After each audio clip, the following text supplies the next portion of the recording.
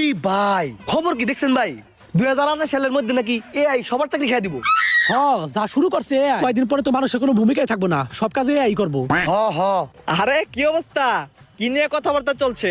আরে এআই নিয়ে কথা কইতাছি। এআই এআই এআই কি করছে আপনাকে? আরে ভাই, এআই যা শুরু করছে, কয়দিন পরে আমাকে চাকরি বাকরি করে খাওয়া লাগবো না, সব কাম এআই করবো, আমাকে বিক্রি করে খাওয়া লাগবে। ভিক্ষাও করা লাগবো না, ভিক্ষাও AI করবো। আরে ভাই, এআই নিয়ে দুশ্চিন্তা আপনারা করেন, আমার কোনো দুশ্চিন্তা নাই, কারণ আমার যেটা চাকরি ওইটা এআই খাইতে পারবো না।